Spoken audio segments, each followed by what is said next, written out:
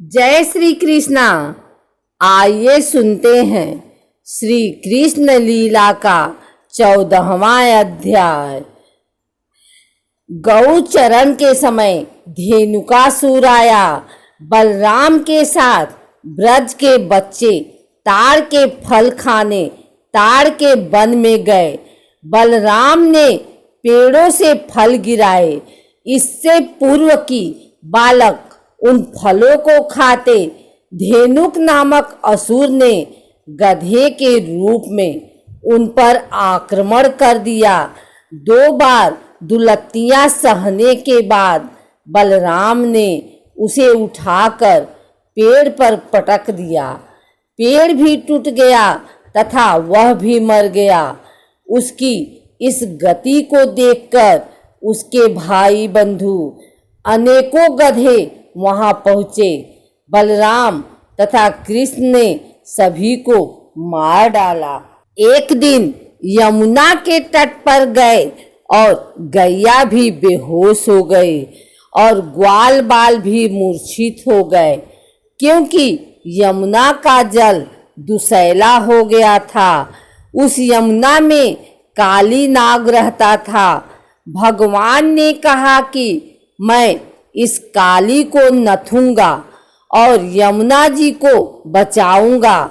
एक दिन बलराम जी का जन्मदिन था और अकेले ग्वाल बालों के साथ भगवान कृष्ण ही गौ चराने आए हैं।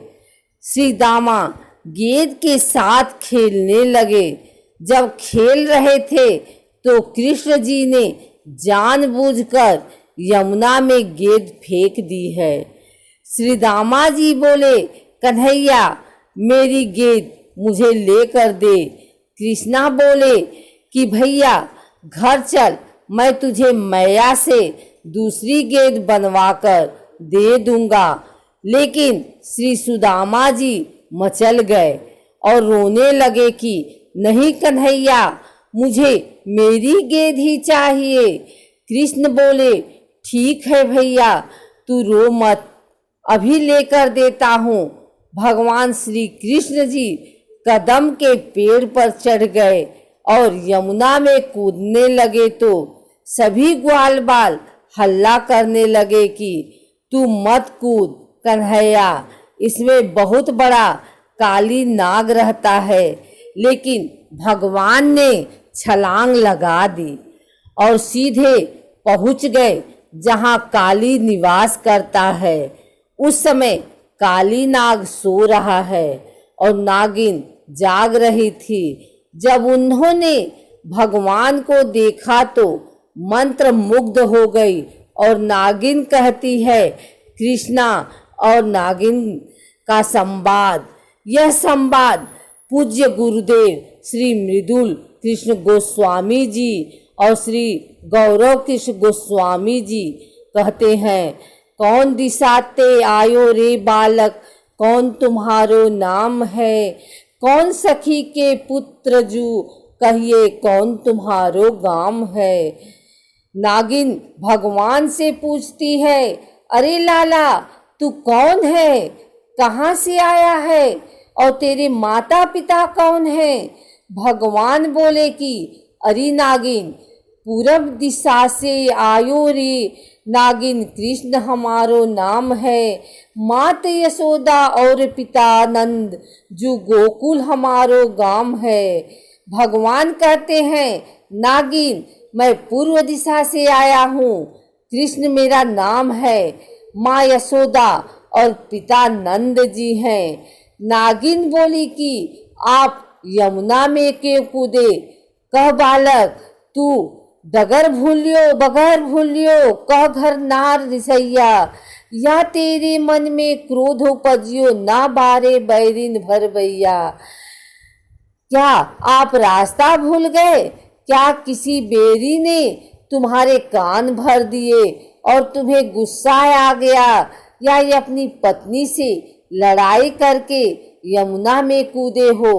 भगवान कहते हैं, ना नागिन, मैं डगर भूलियो बगर भूलियो, ना घर ना रिसाइया।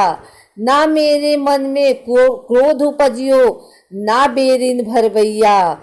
भगवान बोले, नागिन, न तो मैं रास्ता भूला हूँ, न ही डगर, और न मेरी अपनी पत्नी से घर में लड़ाई हुई है, और मुझे गुस्सा भी नहीं है, और किसी बैरी ने मेरी कान भी नहीं भरे। नागिन कहती है, फिर बालक तुम यमुना में क्यों कूदे? ले बालक, गलहार माला 1.25 लाख की बोरियां, इतने ले घर जाओ रे बालक, नाग से दूं में चोरियां।